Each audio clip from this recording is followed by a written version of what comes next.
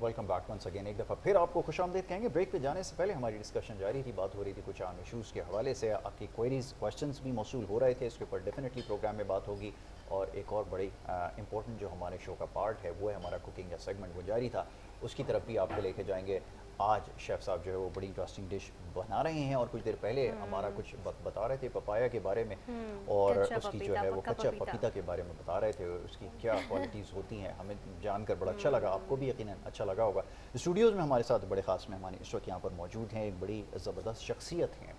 एक तो ये कि आप डिज़ाइनर भी हैं, बड़ा डाइवर्सिफाइड आपका पोर्टफोलियो है, सोशल एक्टिविस्ट भी हैं, मोटिवेशनल स्पीकर भी हैं, और उसके अलावा एक बहुत बड़ी ट्रेजेडी आपने गो थ्रू की है, और उसके बाद इमर्ज होना, अपनी पर्सनालिटी को डेवलप करना, लोगों के लिए रोल मॉडल बनना, ये वो सारे काम हैं जो बहुत उन्होंने सारे किए लोग हैं। यासर इस सिचुएशन में गिव अप कर इंस्पिरेशन देते गिव अप हैं, कर देते हैं, बट एब्सोल्युटली। स्टैंड आउट करना और तमाम तर चीज़ों को फेस करना और फिर यहाँ तक स्टैंड आउट करना बहुत बड़ी बात है। एग्जैक्टली, और आज हर वक्त हमारे मुस्कुराते रहना माशाल्लाह सबसे ज़्यादा ज़रूरी। बहुत अच्छी आदत है। हमारे साथ आज मौजूद हैं मरजान मशहदी। मरजान, कैसे हैं आप? बहुत अच्छा लगा कि आज आप हमारे प्रोग्राम में आए। कैसे हैं आप और कैसा महसूस कर रहे और एक बात और बताएं, क्या ये हमने हैं? जी सुना है आप एक प्रोग्राम है वेकअप पाकिस्तान, उसके लिए ड्रेसेस भी डिज़ाइन कर रहे जी, हैं, ऐसा कुछ है? रियली? ठीक है। सबसे वाओ, पहले तो यासिर भाई आपका और हमारा आपका बहुत शुक्रिया, आपने मुझ थैंक पर यू सो ट्रस्ट मच। किया। और पिछले 1 महीने से मैं आप लोगों के साथ मर्ज हूँ, काम जी। कर रहा हूँ। सो लोग तो बहुत सारे मिलते हैं, लेकिन केमिस्ट्री मिल जाना, जहन मिल जाना, दिमाग एकदम मिजाज बिल्कुल ऐसे। हम ही होना, ये बहुत कम लोगों के साथ होता है।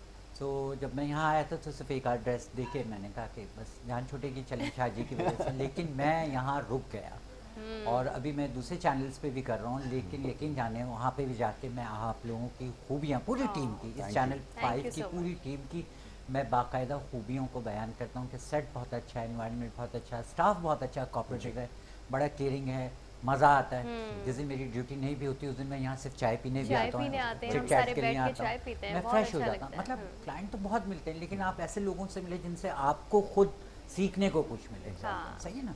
खूबसूरत चेहरे होते हैं, हसीन चेहरे होते हैं, लेकिन बात करने का अंदाज़ सही नहीं होता, तरीका नहीं होता, ये तो फिर थोड़ी से तकलीफ़ होती है। लेकिन यहाँ आके हमारा आपसे और यासिर भाई मैंने वाकई में बहुत कुछ सीखा। थैंक यू सो बहुत काइंड अच्छा। Of you. मरजान, बहुत शुक्रिया। मरजान मेरे लिए बिल्कुल भाइयों जैसे हैं। जी और जिस तरह से इनके साथ हमारा एक रिश्ता बन गया है अब, क्योंकि ये हमें इतने प्यारे प्यारे ड्रेसेस देते हैं। ड्रेसेस बनाने के शौक़ के बारे में बताएं, कहाँ से ये शुरू हुआ, कब शौक़ आपको लगा कि आप ये कर सकते हैं, और आप बहुत अच्छा काम करें डेफिनेटली। असल में मेरी जगी पुश्ती जिसको कहा जाए ना, यही काम है। उस ज़माने में अच्छा, टेलर मास्टर कहा जाता था। ओके, सही है, तो मेरे मामू चचा बाबा यही काम करते थे। अच्छा, तो मैं इंटीरियर डिज़ाइनिंग की तरफ गया, लेकिन वो उतना चला नहीं काम ना यहाँ उस ठीक है। ज़माने। मैंने उस ज़माने में के लिए, अब लोगों को पता ही नहीं था व्हाट इज़ इंटीरियर डेकोरेटर। लोग कहते थे कि कोई फर्नीचर खरीदेगा तो आपसे क्यों राय लेगा, कोई अपना किचन डिकोर करेगा आपसे क्यों लेगा, जिसको जो चीज़ पसंद होगी वो जाके ले ले लेगा, आएगा लेगा। जी। तो वो चीज़ मेरी इतना चला नहीं, हालांकि मैं बेहतरीन था इंटीरियर वाह, डेकोरेटर में भी। उसके बाद फिर रोज़गार तो ढूंढना था, करना था, तो फैशन डिज़ाइन की तरफ आ गए, उसके कोर्स वगैरह करे, वो हिट हो गया। तो माशाल्लाह। स्टॉल्स लगाए तो वहाँ पे कुछ एक बड़े चैनल्स से वो लोग आए हुए थे, वो लेके चले गए। तो अब मैं 20 साल से शो बिज़नेस में हूँ। वाह, उसके 20 अलावा कुछ साल, मूवीज़, कुछ 2 ड्रामे। डेकेड्स आपने हाँ, इसको दिए हैं। और कैसा एक्सपीरियंस रहा है मेरा चैनल्स के बहुत साथ काम खूबसूरत नहीं, करने का? चैनल्स के साथ तो बहुत ही अच्छा रहा। अच्छा रहा है? और जब आपको इम्पोर्टेंस मिलती है ना, यासिर भाई, कहीं प्यार मिलता है, इम्पोर्टेंस मिलती है, तो वो जो पढ़ा लिखा तबका था ना, उन्होंने मेरे चेहरे को कभी हाईलाइट करने की कोशिश भी नहीं की। उन्होंने कहा नहीं, हम भूल जाते हैं। मरजान, तुम स्ट्रेस नहीं देते। तुम्हारी जो पर्सनालिटी की एक ये ख़ास क्वालिटी है कि तुम दुख गम वो सब चीज़ें अपने तक ही महदूद रख रहे हो। मैं कभी भी, आपने देखा होगा कि गम की बात कि मेरे साथ ये हो नेवर गया, नेवर मुझे ये नेवर। कह दिया, नेवर। मुझे वो कह दिया, मैं नहीं कहता ये। सो मैं जब काम करने निकला ना, मैंने कहा कि सिर्फ अपना जो क्राफ्ट है ना वो पूरा दिखा दिया जाए, बहुत अच्छी और वो बात। मेरी फैंटास्टिक, पर्सनालिटी का एक हिस्सा बन गया। ज़बरदस्त। मुझे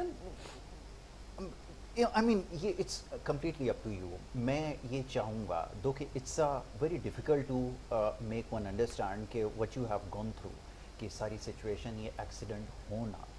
मैं इसलिए चाहता हूँ इसको डिस्कस करना ऑन स्क्रीन, ताकि बहुत सारे ऐसे लोग जो हैं उनको मोटिवेशन मिले। आपके ऊपर है, आप चाहें तो इसका जवाब ना भी दें, कोई प्रॉब्लम नहीं। खुल के करें आप। लेकिन मैं ये चाहता हूँ कि ज़रा ये बताएं कि ये जो एक्सीडेंट है, ज़ाहिर है कि जहाँ पे भी जाते होंगे हर शख्स ही पूछता होगा, एक क्यूरियोसिटी होती होगी, ये आपके हुआ कैसे, क्या हुआ था, क्या हुआ था।